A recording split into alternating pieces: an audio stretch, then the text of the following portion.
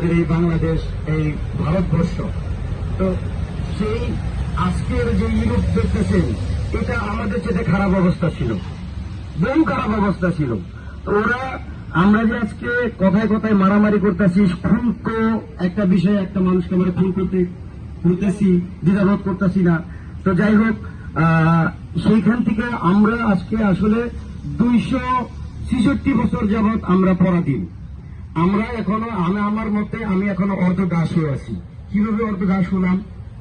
কারণ যখন ব্রিটিশরা আমাদের 200 বছর শাসন করছে, 196 বছর, পাকিস্তানিরা 23 বছর, আর আমাদের স্বাধীনতার পর 54 বছর, এখানে প্রায় 266 বছর হয়। তা আমরা, আমাদের অর্ধেক মুক্তি এসেছে। কারণ হচ্ছে যে ব্রিটিশদের কাছ থেকে যখন পাকিস্তান একটা রাষ্ট্র হইল, তখন আমরা ভেবেছিলাম আমরা স্বাধীন হয়েছি, নতুন একটা সুন্দর সার্বভৌম রাষ্ট্র হবে, আমাদের সাম্য, মানবিক মর্যাদা এবং সামাজিক সুবিচার হবে। কিন্তু আসলে সেটা পাই নাই। ব্রিটিশদের কাছ থেকে যখন পাকিস্তানে গেছিলাম, আমরা 1/4 স্বাধীনতা পেলাম, কারণ তারা আমাদেরকে রাজনৈতিক অধিকার দিচ্ছে। শেখ মুজিবুর রহমানের নেতৃত্বে যখন ইলেকশন হয়েছে, এটাও একটা অধিকার পাওয়া, ক্ষমতা দেয় নাই, কিন্তু একটা অধিকার, এটাও অধিকার, কারণ ব্রিটিশদের সেই অধিকারটা তো ছিল না। তো তারপরে যেটা হলো, বাংলাদেশ স্বাধীন হওয়ার পরে লক্ষ শহীদের রক্তের বিনিময়ে আমাদের দেশ স্বাধীন হইল।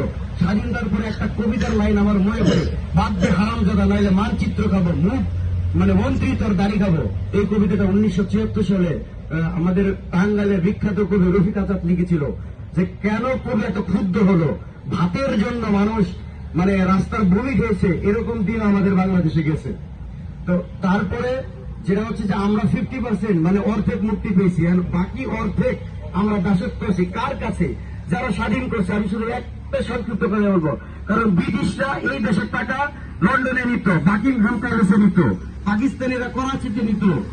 হ্যাঁ, এখন বাংলাদেশ স্বাধীন হওয়ার পরে 28 লক্ষ বিলিয়ন ডলার আপনার কানাডা গেছে, সুইস ব্যাংকে গেছে, দুবাই গেছে, মালয়েশিয়া গেছে, বিভিন্ন দেশে গেছে।